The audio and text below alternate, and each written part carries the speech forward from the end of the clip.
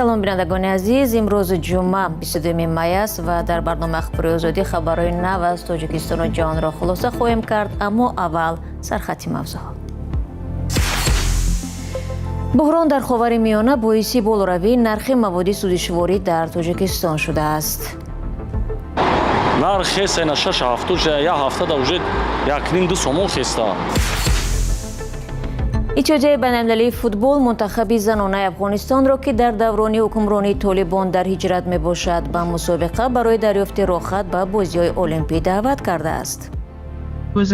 гап фақат дар бозиву футбол нест. мо мисли садои духтарони ватан ва дигар нуқоти ҷаҳон ҳастем, ки хомӯш карда шуданд.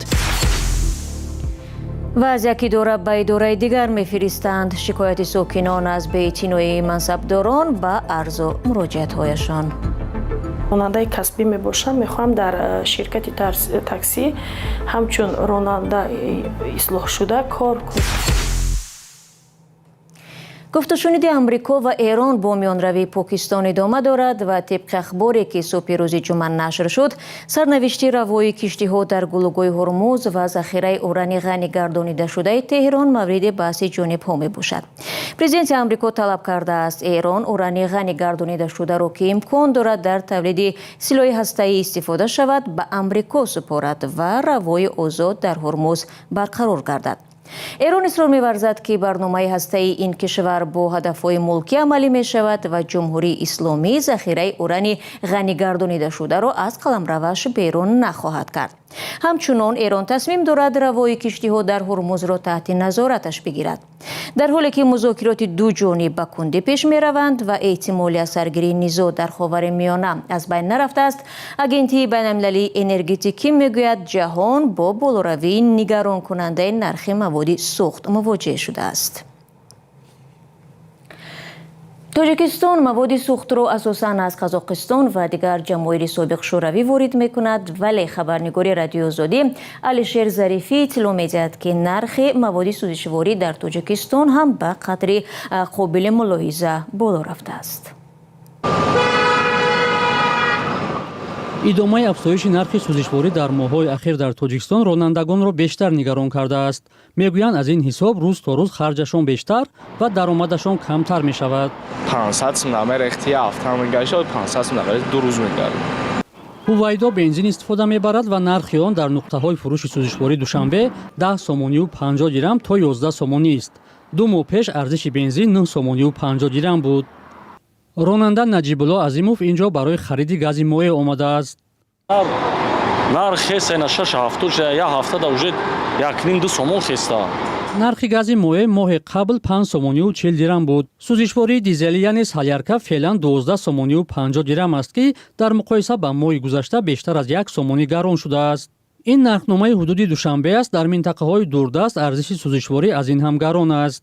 барномаи ҷаҳонии озуқаи Созмони Милали Муттаҳид, ки вазъи умумии бозори Тоҷикистонро баррасӣ мекунад, дар гузориши нави худ гуфтааст, нархи миёнаи сӯзишвории дизелӣ, бензин ва гази моеъ нисбат ба ҳафтаи гузашта 3-18% боло рафтааст.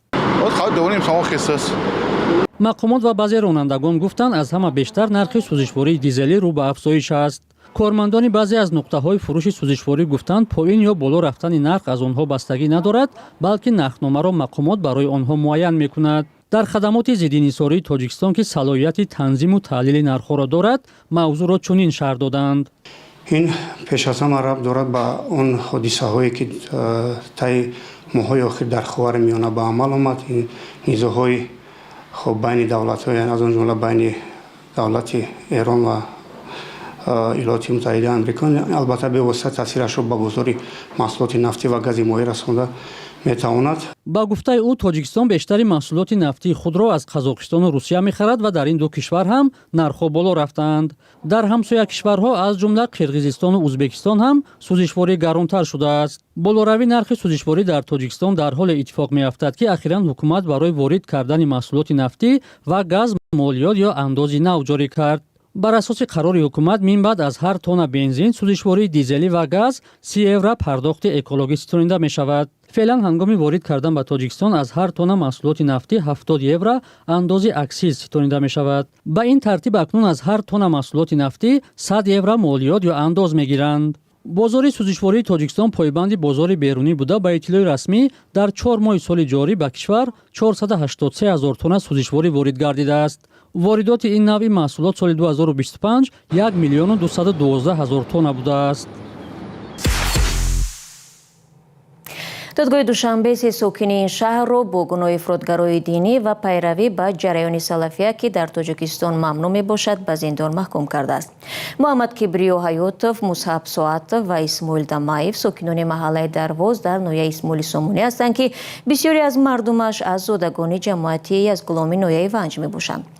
хешовандони яке аз маҳкумшудагон рӯзи 21 май ба радиои Озодӣ гуфт ҳар се нафар дар Русия дар як ширкати сохтмонии туркӣ кор мекарданд ва аз он ҷо 3 моҳ пештар бо дархости ҳукумати Тоҷикистон ба Душанбе истирдод шуданд. ба гуфтаи ӯ додгоҳи ноҳияи Исмоили Сомонӣ рӯзи 18 апрел ҳар се нафарро бо гуноҳи иштирок дар иттиҳоди экстремистӣ ба 5 солӣ аз озодӣ маҳрум намуд. созмонҳои умумии ҳуқуқ аз ҷумла дидбони ҳуқуқи башар дар яке аз гузоришҳои худ маҳкум ба зиндон кардани 10 нафар аз сокинони ҷамоати язгуломи ноҳияи ванҷро як намунаи зери по кардани ҳуқуқи инсон дар Тоҷикистон номида гуфтааст ки онҳо барои дигарандешӣ ҷазо гирифтанд. салом, агар хату хабар мехоҳед мо дорем. навиди бомдодӣ, сархати хабарҳо, ахбори Тоҷикистон ва ҷаҳон, гузоришҳо ва таҳлилҳо. чӣ мегузарад ва чаро? донистан фаҳмидан аст. замима ё апи моро бигиред. фифа иттиҳодияи байналмилалии футбол дар оинномаи худ дигаргунӣ ворид намуда иҷоза дод ки занони футболбози муҳоҷир аз Афғонистон дар мусобиқаҳои байналмилалӣ расман аз номи ин кишвар ширкат варзанд. аз замони сари қудрат омадани Толибон дар соли 2021 маҳдудияти зиёде ҷорӣ шуда аз занону духтарони Афғонистон дар гирифтани маълумот, шуғл, варзиш ва дигар фаъолиятҳои иҷтимоӣ мушкили зиёд доранд. шумори бештари занони варзишгар бо сабабҳои амниятӣ ба тарки кишвар маҷбур шуданд. он замон ҳам фифа кӯмак кард ки беш аз 100 зани варзишгари мувоҷеҳ бо хатар, мансабдорон ва фаъолони ҳуқуқи башар Афғонистонро тарк кунанд. мавзӯъро ҳамкорамон Тоҳири Сафар идома медиҳад. аъзои дастаи занонаи футболи Афғонистон ки баъд аз бозгашти Толибон дар саросари ҷаҳон парешон шуданд, мегӯянд орзу доранд зери парчами бозиҳои олимпӣ ҳам дубора муттаҳид шаванд. ба тими занонаи Афғонистон иҷоза доданд дар мусобиқоти ҷаҳонии футбол ширкат кунад. шӯрои мудирони фифа, Федератсиони байналмилалии футбол рӯзи чоршанбе тими занонаи Афғонистонро ба мусобиқаҳои байналмилалӣ роҳ дод. ин духтарон узви тими Афғонистони таҳти ҳимояти фифа мебошанд. қарор бо истиқболи гарми духтарони варзишгар аз ҷумла Фотима Юсуфӣ дарвозабони тим рӯбарӯ шуд ки ҳоло дар Мелбурн қарор дорад. 100% шодем. аз ин хабар гирьяву шодӣ бо ҳам омехта шуд, чунки мо ҳамеша бо тамоми вуҷудамон аз Афғонистон намояндагӣ кардаем. ҳоло фифа инро эътироф кард. айни замон бисёр духтарон дар Афғонистон аз чунин як имконияте маҳрум ҳастанд. аз инро ин фурсатро бо ҳам мебинем. то бозгашти Толибон Афғонистон 25 духтари футболбозӣ қарордодӣ дошт. ҳоло онҳо дар Австралия зиндагӣ мекунанд. тими занони Афғонистон аз марҳилаи интихобӣ мегузарад ки фифа дар Англия ва Австралия барпо хоҳад кард. бо ин ки Афғонистон дар бозии ҷаҳонии занон дар Бразилия соли оянда ширкат намекунад, онҳо метавонанд ба бозиҳои олимпии соли 2028 дар Лос-Анҷелес омода шаванд. барои тими мо гап фақат дар бозиву футбол нест. мо мисли садои духтарони ватан ва дигар нуқоти ҷаҳон ҳастем ки хомӯш карда шуданд. ин як рисолат аст. ба бовари ман ин як дастоварди бузург ва рамзи умед барои духтарон мебошад.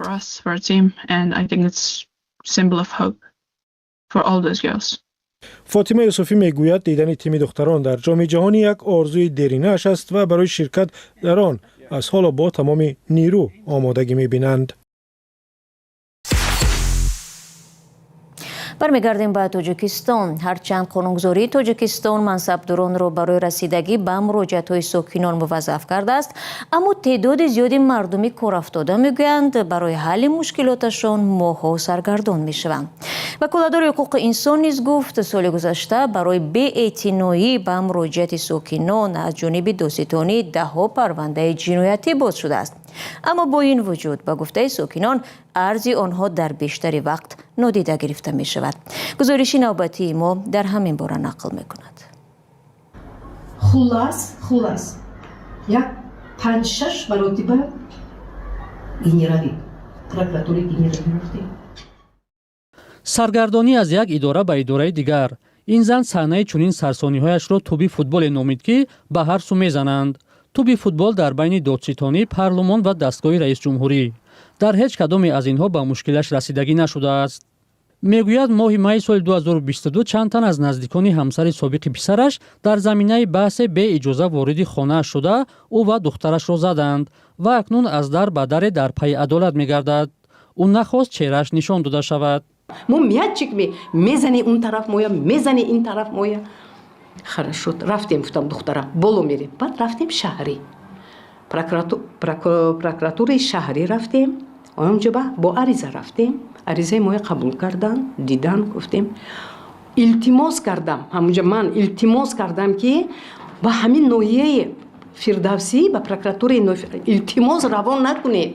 همینجا دیده برید. همین عریضه ما رو گفتم. همه التماس کردم خودی پروکرور شهریه. مایلش گفت با همین برابون کرده.